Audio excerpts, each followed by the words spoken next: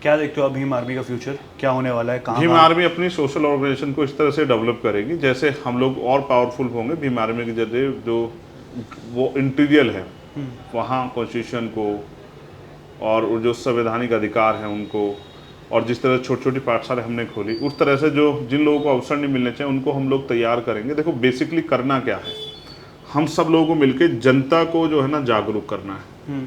उन्हीं के लिए तो काम कर रहे हैं। जिस दिन लोग जागरूक हो जाएंगे, आपको पता हो जाएगी मेरी जेब में जो पेन लगा ये आपका है, फिर आप इसकी मांग करोगे, आप इसको किस ना किस तरह लेने का प्रयास करोगे। बस हमें जनता को उनके अधिकार बताने, ठीक है, उसके लिए जागरूक बट ये करना। किस तरीके से होता है? मतलब अवेयरनेस कैंप्स होते हैं? हाँ, छोटी छोटी मीटिंग्स होती हैं, गांव में जाते हैं मीटिंग करके पूरे गांव को इकट्ठा करके, स्पेशली उन वर्गों को जिन वर्गों को बहुत बुनियादी जरूरत है। जैसे आपके पास 2 रोटी है, एक से आपका पेट भर जाए, एक आप किसे दोगे? उसको जिसके पास पहले से एक्स्ट्रा पड़ी हुई है, उसको जिसके पास कुछ भी नहीं है। अभी मैं उनके लिए ज़्यादा काम कर रहा हूँ जिनके पास कुछ नहीं है, तो हम उनको इकट्ठा करके, मैं भी जाता हूँ, हमारे नीचे की लीडरशिप भी जाती है, वो जाके उनको समझाने का काम करती है कि भाई संविधान ने आपको अधिकार दिया। सबसे बड़ा अधिकार है वोट का अधिकार, जो करोड़ों रुपए से महंगा है। अगर आपने अपनी वोट को, कहते हैं वोट 2 धारी तलवार है, अगर आपने इसको विरोधी को दे दिया तो वो ताकतवर होकर आपके संवैधानिक अधिकारों को और आपके सम्मान सुरक्षा के साथ खिलवाड़ करेगा। लेकिन अगर आपने इसको बहुत जिम्मेदारी से अपने व्यक्ति को दिया जो आपके साथ खड़ा, जो कुछ करना चाहता है, तो वो ताकतवर होकर आपकी समस्याओं का समाधान करेगा और आपको सुरक्षा और सम्मान का जीवन देगा।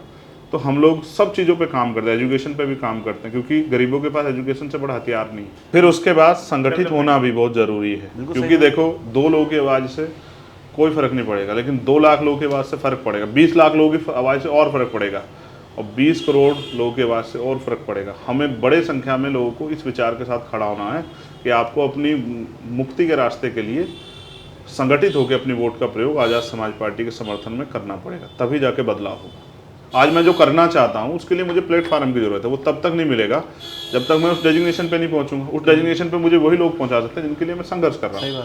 इसलिए मैं उनको बार बार समझाता हूँ कि अपनी वोट को जो है आप आज़ाद समाज पार्टी को दो, जिससे हम लोग ताकतवर हों। और जो हम करन जो विजन हम पे है, जैसे मैं आपसे कह रहा हूँ कि मैन्युफैक्चरिंग में हम दुनिया में सबसे बड़ा देश बन सकते हैं और बहुत सारे लोगों तक रोजगार पहुंच सकता है। हम टेक्निकल एजुकेशन पे हमें ज़्यादा काम करना चाहिए कि लोग अपने घर से भी काम कर सकें। महिलाओं को हमें घर तक रोजगार पहुंचाना चाहिए। आज इस देश में महिलाओं का है क्या?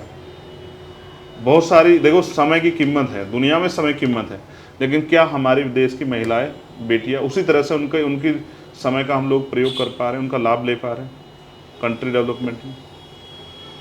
वो घर पे ही तो रह रही हैं, बस वो करना भी चाहती है, लेकिन हमने इस तरह का हमारे यहाँ व्यवस्था है कि उनको अवसर नहीं मिल रहे हैं, उनको मजबूरी में टीवी देखना पड़ रहा है, घर में वो है। अगर हम उनके समय का सही प्रयोग करें तो बहुत कुछ निर्माण हो सकता है। आपके पार्टी में भी उतने ही हाँ बिल्कुल नहीं, उतने ही रिप्रेजेंटेशन है महिलाओं का भी? देखो फिर मैं कह रहा हूँ, अभी तो मैं सच कह रहा हूँ, जिस समाज का हम लोग नेतृत्व कर रहे हैं वहाँ तो पुरुषों के पास उस तरह के अवसर नहीं है।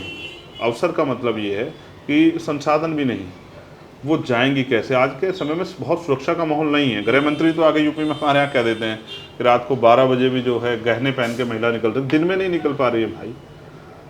तो उनको भी हम लोग इतना सशक्त तो कर रहे हैं कि वो अपने हक के लिए आवाज़ उठा सकें और आज बोलने लगे हैं लोग। तो मैं उनको बस जागरूक करना चाहता हूँ कि इस समाज में राजनीतिक चेतना पैदा हो। लेकिन क्योंकि भारत में लोकतंत्र है और सभी तरह के परिवर्तन वो शक्ति से होंगे और शक्ति सत्ता में, इसलिए मैं बार बार लोगों से अपील करता हूँ कि वो सत्ता में आने का प्रयास करें। और मैं अपने साथियों के सहयोग से हम ये करके जाएंगे कि चाहे हमारे यहाँ एक खेत में काम करने वाला मजदूर हो या एक IAS IPS अधिकारी या कोई उद्योगपति हो, हम लोग इतनी जागरूकता काम को, राजनीतिक जागरूकता काम को तेजी से आगे बढ़ाएंगे कि वो सब लोग किस तरह से उस सत्ता में आए।